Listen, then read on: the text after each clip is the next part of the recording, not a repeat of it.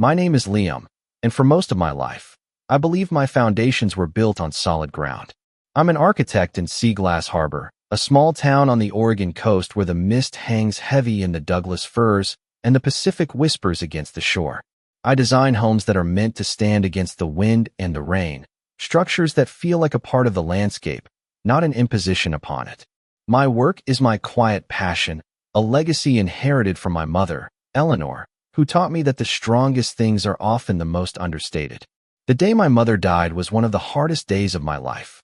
It felt as if the perpetual gray sky of the harbor had seeped into my very bones. She was the one who had nurtured my love for clean lines and natural light, who saw the blueprints in my boyish scribbles and encouraged me to build them. Standing by her simple gravesite on the bluff overlooking the ocean, the scent of salt and damp earth filled the air. My wife, Clara, stood beside me, her fingers laced through mine.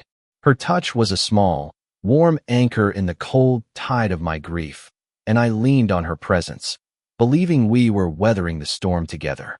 I didn't know then, couldn't have known, that she was already drafting the plans for her own departure. 3 weeks later, the persistent coastal drizzle mirrored the gloom in my heart. I was sitting in the warm, wood-paneled office of Mr. Davies, my mother's solicitor. He was a kind, aging man with eyes that had seen generations of Sea Glass Harbor stories unfold. He slid a thick leather-bound portfolio across his polished desk. "Liam," he said, his voice gentle, "your mother was a very deliberate woman." He proceeded to walk me through the contents. It turned out that Eleanor, my quiet, unassuming mother who drove a 20-year-old Subaru and tended a vegetable garden that fed half the neighborhood, had been a remarkably astute investor. She had left behind a surprising legacy, a portfolio of quiet, steady investments, a handful of rental properties nestled in the coastal hills, and a savings account that was far from modest. I stared at the figures, a sense of vertigo washing over me. This wasn't the woman I knew, the woman who mended her sweaters by hand and found joy in a perfect loaf of sourdough bread. She had built this silent fortress of security without a word to anyone. I've never been driven by money. My small firm, Crestline Design, provided a comfortable life for Clara and me. We lived in a home I had designed myself, a place of cedar and glass that invited the outside in. I thought we shared a philosophy of valuing experiences over possessions. Clara had come from a family that constantly struggled, and she often told me that my mother and I had given her the first real sense of stability she'd ever known. I believed our love was built on that shared appreciation for simplicity and a foundation of mutual respect. When I told Clara about the inheritance, her eyes widened, a brilliant light filling them. "Liam, that's incredible," she breathed, wrapping her arms around my neck. "Eleanor." She was amazing. "This means we can finally breathe. We can do anything." At first, her excitement felt like a shared joy, a silver lining to my grief. But soon, a subtle shift began, a hairline crack in the foundation I thought was so strong. She started talking about renovations, not the thoughtful ones we'd once planned, but a gutting of the quiet aesthetic I held dear. She wanted marble countertops from Italy, a grander facade, a statement. A glossy, new European sedan appeared in our driveway one afternoon, a surprise she'd bought to cheer us up. "Don't you think we deserve a little luxury, Liam?" she'd ask, her voice bright and brittle. "Your mother would want us to be happy." Her touch became less frequent, her kisses more fleeting. Her smiles felt performative, aimed not at me, but at the new life she was envisioning. I tried to attribute it to the strangeness of grief. Loss affects people in different ways. Perhaps she felt a need to fill the sudden, gaping void with beautiful things, to build a wall of possessions against the fragility of life.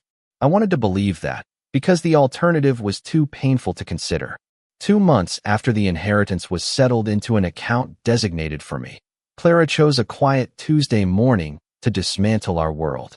The fog was so thick outside it was as if the house were floating in a sea of white. I had just poured her a cup of coffee, the steam rising in the soft morning light. She didn't take the mug. She sat across from me at our small kitchen table, her hands folded neatly in front of her.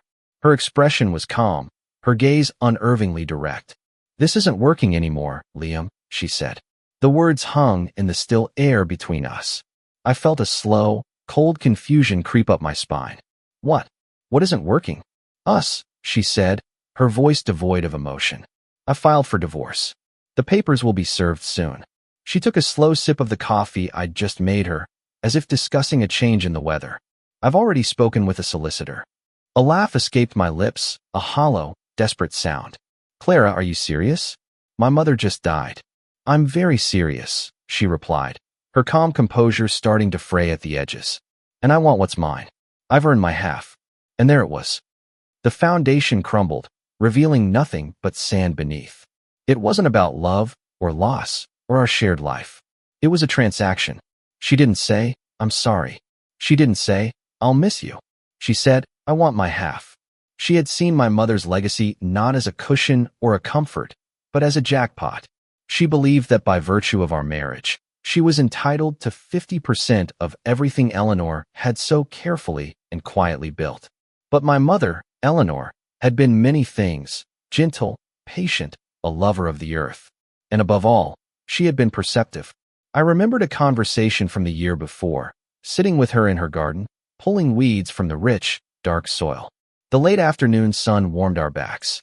She'd paused, leaning on her trowel, and looked at me with that clear, knowing gaze of hers. Clara has a fire in her, Liam, she'd said. It's what helps her survive. But you must be careful not to mistake a survivor's strategy for a partner's love. I had dismissed it then, defending Clara, defending my choice. You think she's using me, Mom? I think she's building a fortress for herself, she'd replied, patting my hand with her soil-dusted fingers. Just be sure you know whether you're a part of the fortress or just one of the bricks. I thought she was being overly cautious, perhaps a little cynical. But she had seen the blueprints of Clara's character long before I was willing to. Unbeknownst to me, my mother had met with Mr. Davies a few months after that conversation. The inheritance wasn't a simple transfer into my bank account. It had been placed into a carefully constructed testamentary trust. Mr. Davies had explained it to me as a final detail, a protective measure. The trust was structured so that the assets were a direct gift to me, and only me, legally separated from our marital property. It was designed to be untouchable in the event of a divorce. My mother had built me a seawall, and I hadn't even known I was in danger of a storm. Clara did not know this. Not yet. The day she found out, she came home in a tempest of her own making. The front door slammed with a force that rattled the windows. She stormed into the living room where I was sitting, a sheaf of papers clutched in her white-knuckled fist. Her face was a mask of incandescent rage. The grief was still there, a low hum beneath the surface, but it was now joined by a cold, hard clarity. I didn't know the specifics until Mr. Davies explained them. I said, my voice steady. But it seems my mother did. You're a liar, she spat. You let me believe. You let me make plans. I didn't let you believe anything, I interrupted, the words coming from a place of newfound strength. You assumed. You saw a number on a piece of paper and your whole world shifted. You started seeing our life, my mother's death, as a business opportunity. That was your choice, not mine. Her eyes narrowed to slits. So what now? You're just going to leave me with nothing after all these years? I looked at the woman standing before me, a stranger in the house we had built together. The love I'd felt for her was now a hollow echo, a ghost in the rooms we once shared. You're not leaving with nothing, Clara. You're leaving with everything you came with. You're not the woman I married. And you are certainly not entitled to the life's work of a woman you so profoundly misunderstood.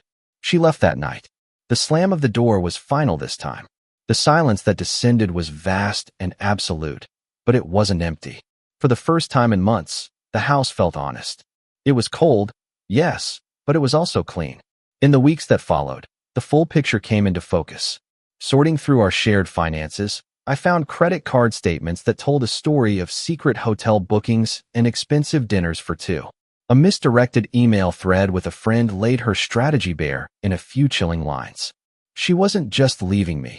She had been planning to for months, waiting for the right moment. One message, sent just a week after my mother's funeral, made my breath catch in my throat. Just have to play the grieving widow for a little while longer. Once the money is settled, I'm finally free to live the life I deserve. She had never truly loved me.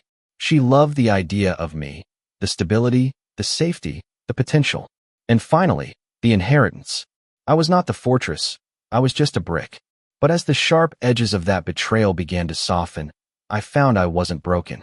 I was, to my own surprise, relieved. My mother's final gift to me wasn't the money or the properties. It was clarity. It was freedom. She had seen the structural flaws in my life that my love had blinded me to, and she had given me the tools to rebuild. Even in her absence, she was protecting me. The divorce was finalized with quiet efficiency. Clara moved to the city, chasing the life of luxury she felt she was owed. I kept the house, the firm, and the legacy my mother had entrusted to me. I sold the flashy European sedan and donated the money to the local community garden in Eleanor's name. Some days, the grief for my mother is a sharp, sudden pang. I'll see a hawk circling over the bay or smell tomatoes ripening on the vine, and the loss feels as fresh as it did on that first day. But it's no longer just a hollow ache. It's intertwined with a profound sense of gratitude.